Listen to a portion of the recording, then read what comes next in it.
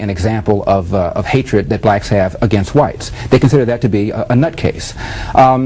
That's what he was, Larry. I agree. He wasn't racist, he was a nut. I absolutely agree with that.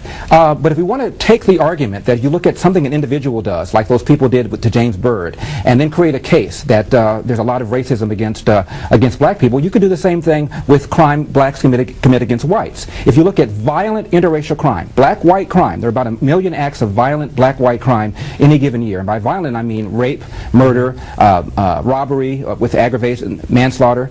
About 90% of that involves a black perpetrator and 90% involves a white victim. But you're half right, Larry, because as you well know, so you don't tell the whole story. The other part of the story is that but I've heard you before this argument. You won't admit this. Well, most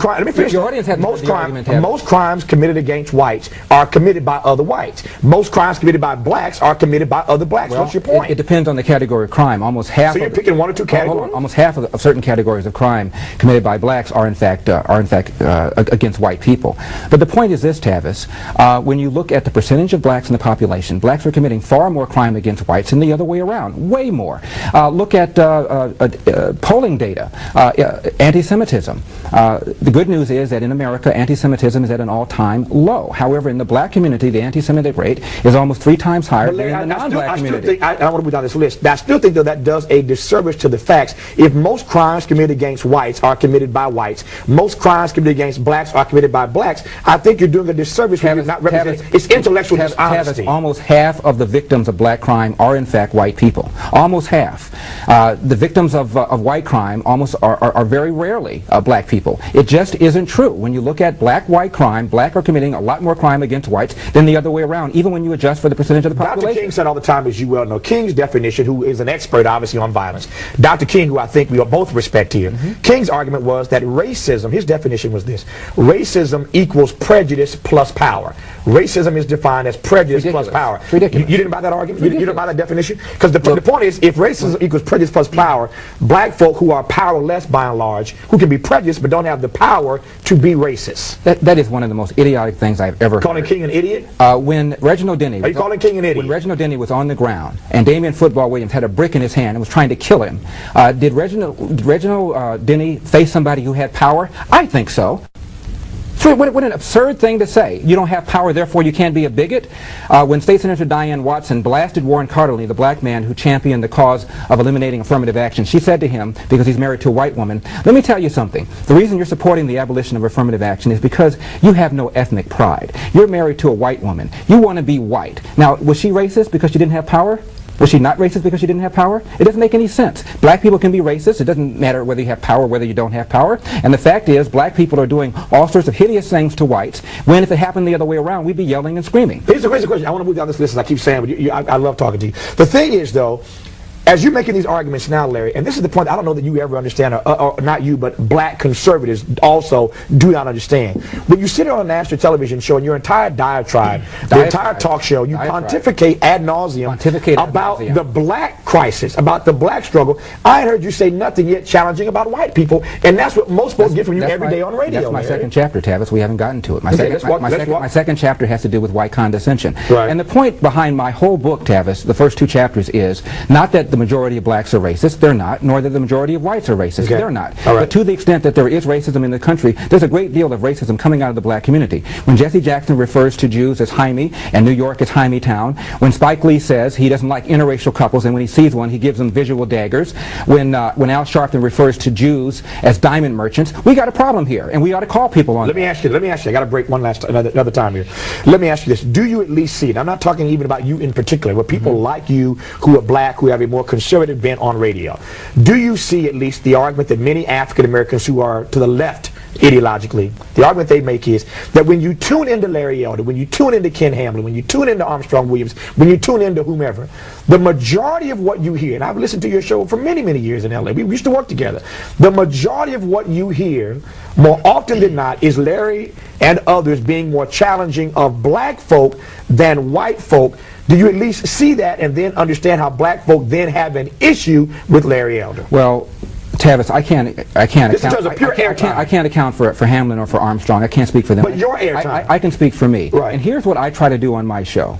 This obsession with racism diverts time, effort, and energy from real problems. And the biggest problem facing the black community, Tavis, is not racism. The biggest problem is children having children. And that is a product of the welfare state. Secondly, the problem of DWB, driving while black, is largely a function of the war on drugs. That's the reason there are so many interactions between blacks and the cops. We should call off the war on drugs. Blacks will benefit more than anybody else through the privatization of Social Security, something that Jesse Jackson and the Democratic Party oppose. So yes, I'm getting on some of these black leaders because I think they're doing a net disservice and taking time and energy away from problems that can be solved if we tone down the racism rhetoric. Speaking of time and energy, I got the energy, I ain't got the time, I got to take a break. The book is entitled The 10 Things You Can't Say in America, 10 Things You Cannot Say in America by our friend Larry Elder. More of this discussion in just a moment. Stay where you are.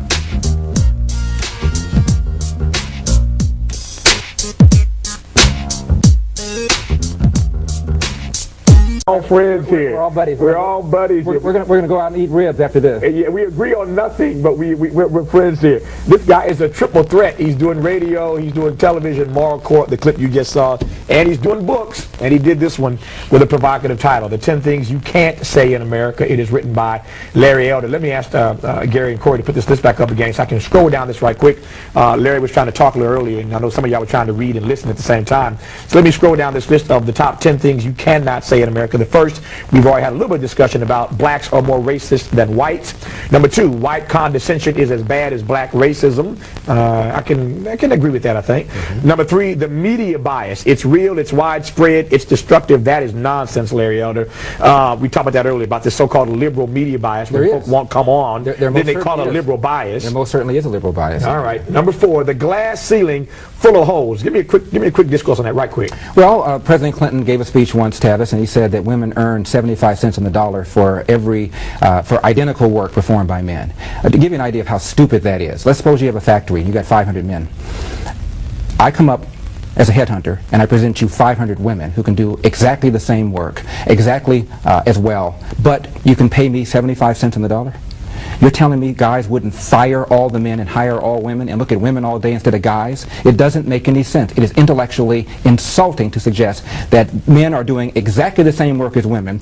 Women are ready to do the same work as men, but they're ready to be paid less, but guys aren't hiring them. It makes no sense at all. Are you suggesting, though, that there is not this issue of, there is not a lack of pay equity between men and women? You're not suggesting that? I am.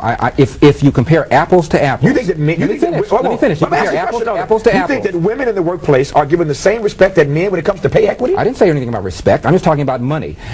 When you look at apples to apples, a woman that graduated from school A, guy graduated from school A. They finished the same level. They went to work for the same company. The woman did not take time out to have children. When you look at apples to apples, there's virtually no difference in their pay. Number five, put that list back up right quick. Let me scroll through all 10 of these, then we will go to a break. Can I see? Drum roll, please. Number five on that list, Gary. Get it to me. Give it to me. Give it to me. There it is. Number five, America's greatest problem, not crime, racism, or bad schools. It is illegitimacy. I know Barbara Bush is down with that one. Number six, there is no health care crisis. Oh, Larry, we got to talk about that. America's welfare state, the tyranny of the status quo. Republicans versus Democrats, maybe a dime's worth of difference. Ooh.